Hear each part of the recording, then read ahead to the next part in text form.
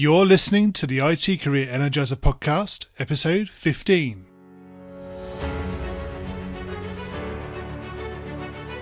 Welcome to the IT Career Energizer podcast. For anyone who wants to build and grow a career in IT, develop and improve your strengths and skills, be inspired and motivated by the successes of others, manage your career progression, and achieve your IT career goals. And now, your host, Phil Burgess.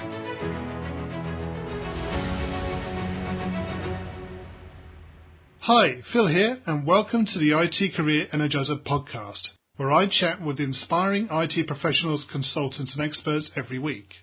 To find out more about the podcast, visit itcareerenergizer.com. And now let's chat with today's featured guest, Kevlin Henney. Kevlin is a published author and editor of the book 97 Things Every Programmer Should Know. He is also a presenter and consultant on software development, as well as a keynote speaker. So Kevlin, can I ask you to maybe expound on that brief bio? I think there's only a couple more things to add. One is that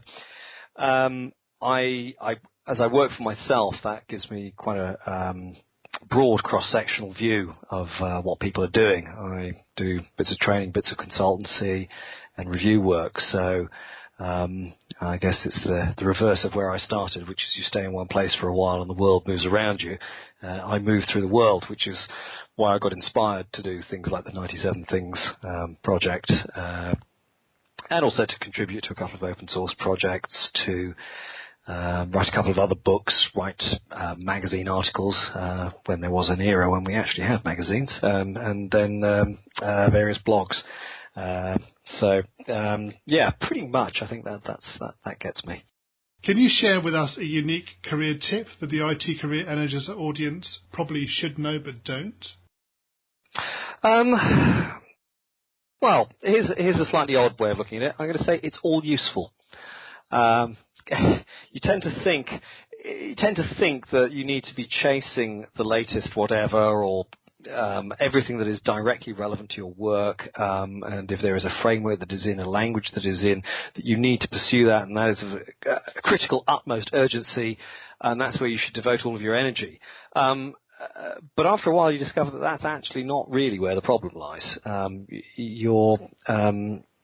You need to understand that it all connects together. What you're doing with software development is you're organizing information, and you are organizing knowledge, you're organizing things in a very formal sense, and it is getting a deep sense of that is most important. So if you find that you're doing something, perhaps you're in an area that you didn't really want to be in, there is always something you'll be able to take from it, because it's good practice. You're learning a skill of understanding how to formalize things, how to phrase things, and how to see beyond the moment of the technology to something that's a bit deeper. And I think that, certainly from where I started, I was frustrated with what I was doing in a couple of jobs many years ago, and then eventually realized that I had learnt far more than I had given myself credit for at the time. Yes. But I only realized that after the fact. And that would have saved a lot of frustration if I'd understood that deeply.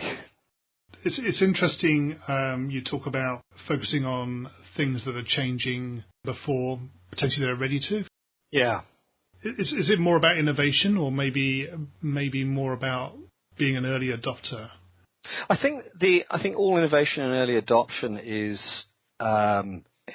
premised, is founded on a good solid core. And I think that's the thing that people need to sort of develop, is that instinct, that kind of sense, if you like, to be able to see that. Because I think sometimes people are just focused on what is the latest thing, but they don't actually see that in some ways it's not new. And if they realise that, it'll be a lot easier. Yes. So it's the deeper thing, I think, that is we're not very good at picking up on that. But also, I think in software and IT as a whole, although we have a history, we're not very aware of it.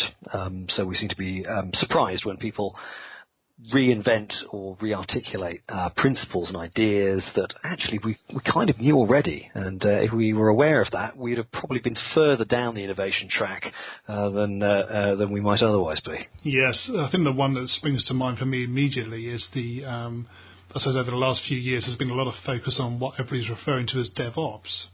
Yes. And to me, that's something that has existed in different organisations for many years. Indeed, yes. And it is to do with, in certain senses, fashions. What we're doing is we are bringing back together things that were separated many years ago. And there was a high degree of role specialization in many organizations, particularly larger organizations, and that sort of propagated out to the rest of the industry. That role specialization, the segregation, even by department, was the most important way to do things. And we spent the last few years sort of blending these things back together, and partly as a result of the fact that there is a crossover skills. It's all software, but also because of the time spans have come down, release cycles have dropped down, and so on. And so if you keep everything compartmentalized, you just cannot get the speed of delivery and the continuity that you're after. So you have to tear these things down, and you do that by having people who are in the same place with the same skills. Rather than separating out the skills by department and by person. Yeah, absolutely. So can you tell us about your worst IT career moment and potentially what you learned from that experience? Right. Yes. A long time ago in a galaxy far, far away, I went for a job, and I was asked to give a presentation, and it was I gave it on a distributed object system. This was a long time before distributed objects became kind of fashionable. It was based on a master's degree thesis that I'd done, and so I gave a presentation. I mean, it was reasonably hardcore technical. I don't think it wasn't particularly commercial, not particularly relevant, but they said that didn't matter. They just wanted something that demonstrated that I knew something about software development, and so, yeah, it turns out they gave me the job, and pretty much within a week I realized that I didn't want to be there, that this was during a period of recession, so not a lot of options open to me. Yeah, so I stuck around for a bit, but I realized this was not at all the place that I wanted to be. The culture was not at all what they had told me. Their skills were definitely not what they told me. And eventually it turned out that when I asked further and asked around a few months later, I asked, it turns out they had no idea what the hell I was talking about. No idea what I was talking about in that interview. And so because rather than asking questions, what they assumed is, oh, it sounds rather good. We don't understand it, so clearly he must know what he's talking about. And, sometimes you get lucky, but sometimes you don't. And I met the guy that had also got through on interview and had said an awful lot of things that were, I think a polite way of putting them is false. These days we'd probably use phrases like alternative facts to describe what he had done. And he had talked about things that not only did they not know anything about, he didn't know about either. But you kind of had to call his bluff, and it was a real problem. It was very much the sense that group was populated by people who didn't really want to be there simply because they had impressed the interviewers, but not impressed in a good way, not impressed with the knowledge, but impressed with the interviewers and the fact that they knew something the interviewers didn't, and the interviewers couldn't grasp what they didn't know. So that was the wrong job. That was really one of those cases where I learnt a lot. After that, it was a case of listening far more carefully to their questions, and I think that gave me one of the values that I now hold. Is it's not people's answers that matter most; it's the quality of their questions. And that I've found when people start asking really good questions, and funnily enough, the next job I got, we had a similar conversation, though it wasn't about a presentation, and one of the guys who interviewed me, clearly. He didn't fully understand the topic necessarily, but he knew how to ask questions about it. It's like, oh, you're interesting. You're trying to get knowledge. You're not just simply going, here's the thing I don't know, so he must be clever, which, as I said, is not a very reliable way of recruiting people based on your own ignorance. But actually here, you're actually trying to enter a conversation. It's about knowledge. It's about learning. It's about trying to figure out, could we work together? And I was far more cautious, but it made me look more to the questions than the answers after that. So I found that very useful in the long term. I don't think I felt it at the time. Moving on from your worst moment, can you share with us maybe your IT career highlight? Oh, that's a difficult one. There's a lot of possibles, but I'm going to pick on one, which I think in some ways came about as a bit of a surprise and a bit of an accident. It was at a company that I wasn't working. I was working as an independent. I was going in there as a consultant every few months, and this was. It seems my stories tend to revolve around recession periods, but this was during a bit of a slowdown, and they wanted me to recommend a developer to them for work on a particular middleware project. And I couldn't think of anybody that would be suitable. But just around that time, a whole load of work for me dried up. And I thought about it, and I said, well, I recommend myself, because I've actually done stuff like this. And that, I rather enjoyed that, because I already knew something about the company. I recommended myself in there. I'd got the sense of the company, the kinds of systems they were doing. And obviously as an outsider, I had no official role, but in the sense that I already had some of the at the ear of some of the teams, and particularly the people I ended up working with. It was a very small team, and I ended up sort of working alongside and with, and effectively establishing the architecture of something that is still actually running, to the best of my knowledge, and this is nearly 15 years ago, and it's gone through various versions, and it's been surprisingly stable. And I visited it at a number of different points in its history since. It's a very long-term client, this one.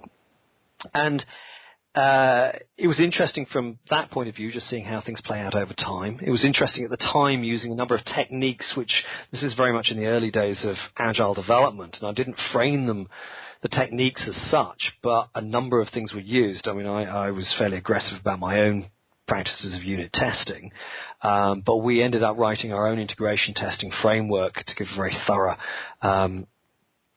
very thorough test of this system. And the way that we worked was used some techniques that were sort of, I guess, if you like, not so much the daily stand-up, but the daily sit-down. We would always integrate socially, as it were. Yes. I mean, integrate the software socially. It was a social activity rather than an automated activity. The idea is that we would code review and discuss what was going on and actually integrate it in a meeting room, everything projected. Okay, what about this? What about that? Having in the morning effectively discussed what are the areas of work focused on sketching out the interfaces, and then basically meeting twice again in the day. So it was very short cycles within the day. And there are a whole load of things in that which were quite interesting from my point of view, because I hadn't gone into it as a team leader, as an architect, as a process guy, as an agile guy, or whatever. But I'd ended up kind of fulfilling that role. And it was also quite creative at the time. I think these days there's a lot more information around, and certainly I picked from the emerging agile community and some of the ideas that I'd seen. But in that sense, I found it very fulfilling on multiple fronts, and that's given me some very fond memories, but also the people that I work with there. Yeah. What one thing excites you about the future of a career in IT? That there is going to be a future in IT. I mean, that's obviously a very simple and obvious thing to say, but given the way that jobs and employment structures change over generations, from one generation to the next, there are job roles that simply didn't exist in the past, and that's always been true. But what we're finding is that the ones that are being defined at the moment are all based around the world of IT. It is genuinely the information and its organization and its processing. All of this is where it's at, basically. The world runs on software, and if you were to pull the plug on that overnight, I think civilization, it would collapse within 72 hours. It's been estimated. That's pretty much where we're at. So there is one thing we can say is that there is a very solid sense of many career paths there. There is no such thing as even a few years ago, people were arguing about, well, is IT just a support function in a bank or whatever? It's like, well, no. most banks these days, the successful banks, are IT organizations that happen to specialize in banking. And it's been in that 10 years since people were still raising that question. I was surprised they were talking about that in sort of 2005 to 2010. A very traditional view, perhaps a more 1970s, 1980s view, but now we realize actually these are IT organizations that happen to have a domain specialism. And you remove the IT and you basically don't have a modern company. Unless you have a time machine, that company doesn't exist. So first of all, there's that kind of permanence in the sense that this stuff is expanding. The other is, that's a kind of a very sort of little c conservative answer. The other thing is it's where all the exciting stuff's happening. To be honest, I mean, there's not a lot else that's exciting. You've got basically that and space travel requires software as well. So again, it comes back to that. So I think that's where the exciting stuff is happening. It's where the change is happening, and there's also a great deal of responsibility. If you want to shape the future, there's also that. But even in just the day-to-day, even just the relative comfort of creating ordinary websites, you're actually creating stuff that allows people to do business. That's a fundamental difference to their lives. So whichever way you look at it, there's something here. I think that's the way I would look at it, but sort of positively in terms of fulfillment. I think there's a lot going for it. It's actually difficult to enumerate specifically. It's interesting you mentioned the possibility that we're maybe over-reliant on technology as well. Yes, I think that is. I think that is a. It's not that. I think it's an interesting question is whether there is over-reliance or a lack of awareness. And I think it's our lack of awareness. I mean, it's very difficult to say whether we rely on anything too much or too little. Civilization relies on agriculture, and otherwise it wouldn't have got started. But it's whether or not we're aware of it. And I don't think we are aware of how much this stuff affects. I mean, I asked somebody recently, in my family, a generation above me, I did actually use that as a thought experiment. What would happen if all the software in the world stopped working tomorrow? How long do you think civilization would last? And they said, I'm not really sure. And I said 3 days. And they said, 3 years, that's what I thought. And I said, no, days. I pointed out that all of the supply chains that mean that your supermarket shelves are well stocked. They're all just in time. You will run out of food. There will be riots within a week. Within 3 days, you are looking at major issues and fundamental changes to the world as we know it. So I don't think people are as aware. There's a big difference between 3 days and 3 years, and in terms of that person's estimation and their understanding of how the world has changed and the degree to which we are reliant. It's not the reliance; it's the lack of awareness of the reliance. I think that is potentially the issue. Yeah. I think that's a conversation or a podcast in itself, I think so, yeah. Possibly even a whole series of them. But yeah. Indeed, yes. Okay, we're going to move into the reveal round now. So what attracted you to a career in IT? I'd love to offer you something really concrete and specific and focused and motivated, but that's not really the way it happened. So as a teenager, I got into playing around with home computers, programming them. And, this is the confessional moment in BASIC and assembler. And we'll pretend I never said anything like that, but this is what I did. And I went to university to study physics, and, I messed about with computers and stuff like that, but I didn't do anything serious. And then I kind of ended up on the other side thinking, actually, what am I actually going to do for a living here? And I kind of fell into it. I've been pursuing various interests. I had interests in things like AI and cognitive psychology and all this kind of stuff, but that's not necessarily a job or a career. So I ended up getting a job at a software house, just a very small company, and so that I could have bounced out of it just then because there were a handful of us who joined that company at the same time, and at least half bounced out and went off and did something after a year or two. There was nothing to do with IT, but so it's kind of I found myself doing that because I could, and it had been a long-term interest in one sense. But what properly made me think about it was that there was a library, a series of bookshelves with some classic books on them.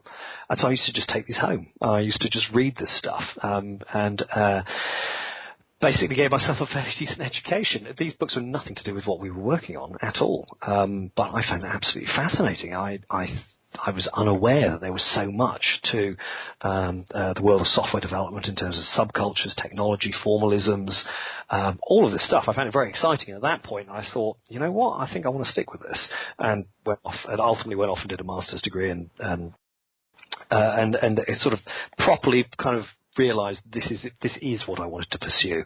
So it was kind of a slow dawning, growing accidentally, through a series of fortunate incidents in many ways, and accidents and awareness. But there was no game plan, and there was nothing specific that attracted me to it. But it was a dawning realisation that actually this is fun. I quite enjoy this. This is, it's a good way to spend your days, or it can be a good way. I mean, there's downsides as well, but I think that is true of any career. Yeah, very much so. What is the best career advice you've ever received? Specifically to do with careers, that's a difficult one. I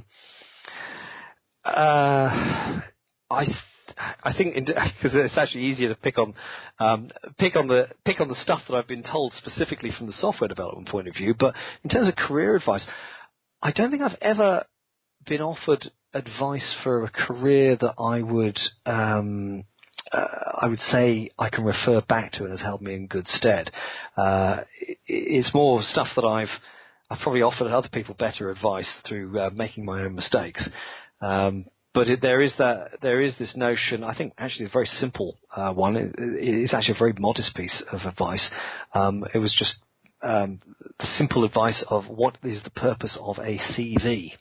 I used to, what is the purpose of a CV? It was actually as simple as that. It's not even at all generically IT at all. It's just what is the purpose of a CV? And somebody once told me, because he looked around, there were a group of us putting together CVs, and he said, the purpose of a CV is to get you an interview. It's not to get you a job. And then once you refocus that, then suddenly it becomes much more obvious what you don't want to put in it, and therefore you end up with something that is much more direct, much sharper. You can think about the sequence of disclosure. If you're reading this and you want to invite somebody in for a conversation, not invite them in for a job, that's different. What is that? So that is actually the one thing I'd probably say goes back the furthest and has been the most useful in terms of careers. And I think that probably applies across any career. But it is that idea of understanding when you're applying for something, what is the thing you're expected to do at this point? What is the purpose of a CV? When you're in an interview, what is the purpose of the interview? When you're in a second interview, what is the purpose of the second interview? You're talking to a recruiter, what is the purpose of that? That's a different conversation completely. And there's all of these different ways into this world, and there's the less formal ones through conversations and friends and being in the right place at the right time. But it's just that simple idea that normally there's something much smaller and simpler that you want to get across when you understand what it is. And the CV is not your biography, and your career summary, again, is also not your biography. It's somebody's asking a question about what makes you interesting to start talking to, not what makes you want us to give you a job. We'll find that out in person. Indeed. And, I think it's that simple clarity. It just it helps you throw out most of the junk, because suddenly you realise that's not relevant. You're trying to get a job with a CV, and that's not going to happen. I think, I don't want to go into great detail about CVs, but I think one of the things that I see when I recruit people is that people try to fill up their CV and give you as much information as they can in the CV, rather than give you enough to interest you, and therefore the interview should be the process of taking it that next step further. Yeah. This is interesting. Let me click through, quite literally. Indeed. That's what you're after. Yeah.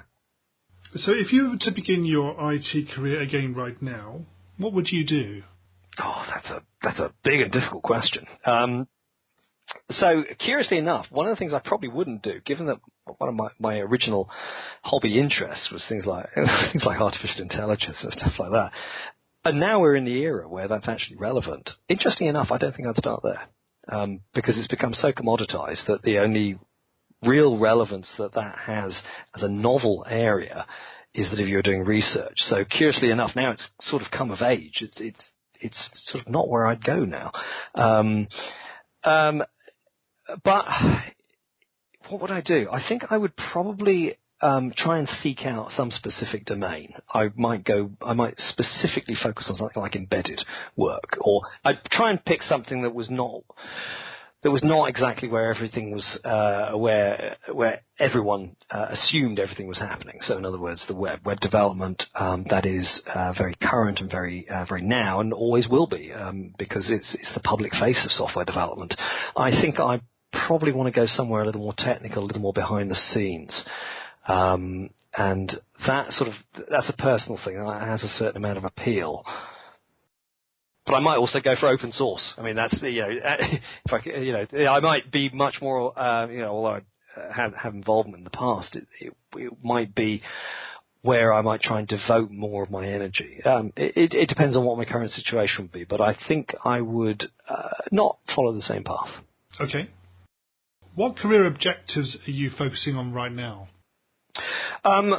Now, as I work for myself, it's very difficult to say that I have any kind of simple, focused objectives, because I sort of go where the interest is. But at the moment, what I've been doing is I've been sort of refocusing on doing more workshop-based work for people, scaling back a little bit on consultancy. In theory, that means I'm reducing my travel. In practice, I'm not entirely sure that that's obvious. But I'm trying to concentrate, trying to find what are the things I actually quite enjoy doing, and it is it's not simply a case of communicating knowledge. So I enjoy running training courses and workshops. Everybody has their own stresses on projects and their own delights, but one of the things that I have increasingly become aware of is how much people already know, but they don't yet know that they know. In other words, if you take a collective group of people who are software developers, you're talking about a typically pretty bright bunch of people, and they have focused interests. And it is quite possible for a group of intelligent people to act, well, a lot less intelligent than they are. So there is this. So the thing that I've become much more excited about, and I had a couple of really good examples of this last year, running workshops, where the goal of the workshop was to help people with emergent architecture or some other aspect, but I'll pick the emergent architecture one for now, to focus on that, as if I was going to turn up and give them all the answers. And I've kind of reached an age where I'm not actually interested in giving people the answers, because it's for them to know. It's not for me to know. I can't know something for somebody else. And so, fun as that is at one level, there's a point there that, okay, I've offered you enough, but now if we turn things around, as a group, actually you do know more than you think you do. You just need to have it teased out of you. Yes. So many of the problems that people encounter are actually already solved. I like to play on that idea. There's a quote from the science fiction author William Gibson. It's often attributed to him that the future is already here. It's just not evenly distributed. And that is a really good way of looking at the distribution of knowledge within a group of software developers. The solutions to all of your problems are probably already in existence, either within your group or out there somewhere. There is a solution. It's just that you need to know how to get it. You need to know how to ask the question. You need to know how to view it through the lens of your problem and go, actually, that's my problem, and there is a solution, or there is at least something I can experiment with that I can learn from. Whether it is a team structuring thing, whether it is a programming practice, whether it is an architecture, that's the thing that kind of I've become a little more excited about. Sort of realizing actually people do know this stuff, they just don't know they know it. Yes. So that, I think, for me, is that there are other more technical answers that I could focus on, and other things I'm focusing on is I'm very interested in what's happening in a general sense in terms of software architecture. I'm also very interested in the sense that we may be creating systems that we no longer understand, and that may one day turn out to be a good thing. And I'm also very interested in programming paradigms as a whole. But I think if I had to pick on one thing, it's that idea that I'm probably in a better position to help people realize that they already know something. All I have to do is give them I give them my half, and then they can figure out the rest. It turns out most people do that. Yes. What's the number one non-technical skill that has helped you in your career to date? I'm going to say that it's going to be, following on from what I've just said, I think it's going to be something like speaking or teaching. So the idea, speaking, for some people that's just like, that'll strike a deep-rooted fear into them, and I appreciate that. It's not for everybody, but certainly the idea of teaching or mentoring, either one-on-one or to a class, I think that I have learnt so much from doing that. I thought I knew what I was doing, and then I started teaching people, and I suddenly realized that the very act of articulating certain ideas either makes you see how stupid they are or how limited they are, or it makes you realize that they're actually good ideas for different reasons, deeper reasons. And you suddenly realize in the act of communicating, you're having to reorganize your knowledge. You're having to know what you know better. And then somebody else may say something, they may ask a question, and it's a case of, well, now that takes you off down a different road. So it's almost like interactive knowledge, if you like. But it's that very idea of having to take something out of your mind and put it into a verbal space, or a hand waving, or a whiteboard space, or a demo space, something that you're doing that's a little bit different to I am writing the code, or I am in a meeting talking about the code. It's actually the bit outside. It's that desire to sort of either communicate or see what somebody else is communicating, realizing that there's actually something else going on. It's not just you're not just doing a brain dump, a drag and drop from your brain into somebody else's brain when you explain something. You're actually changing the way you think about it. And that's a realization that I think when the penny dropped for me on that was just like, yeah, this is actually thinking differently by explaining it. Yes. Can you share a parting piece of career advice with the IT Career Energizer audience?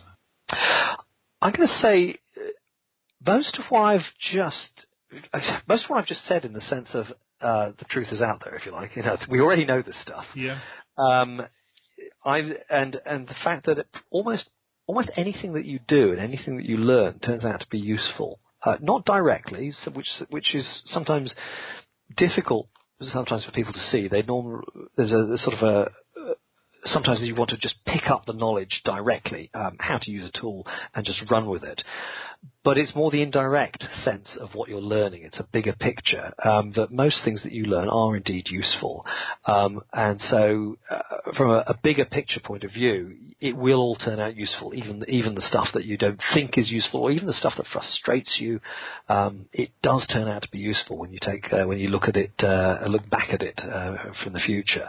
So to sort of take heart from that, I think is the most useful piece of advice I could offer. So finally, can you tell us the best way that we can find out more about you and perhaps contact you? Probably the easiest way is I'm fairly active on Twitter, and that's Twitter is the easiest way to get any conversation started, and I'm normally present there. So I'm very easy to find on Twitter, at Kevlin Henney. So that's, I'd say I'd probably look at that more than I look at most things. Kevlin, thanks so much for joining me on the IT Career Energizer podcast today. It's been great talking to you. Thank you very much, Phil. Well, I really hope you enjoyed this week's chat with Kevlin Henney. Full show notes can be found on the website at itcareerenergizer.com/E15. And while you're at the website, you can download my 11 top career tips for IT professionals, which you can access through the homepage. In next week's episode, I'll be talking with Corey Lebson, who is a user experience consultant and author of the book, The UX Careers Handbook. If you haven't done so already, please remember to subscribe in iTunes or Stitcher to get future episodes automatically downloaded to your device. And if you're enjoying the podcast, I'd really appreciate you leaving a rating and review in iTunes or Stitcher about the show. Have a great week. Thanks for listening to the IT Career Energizer podcast. To find out more about building a successful career in IT, visit itcareerenergizer.com.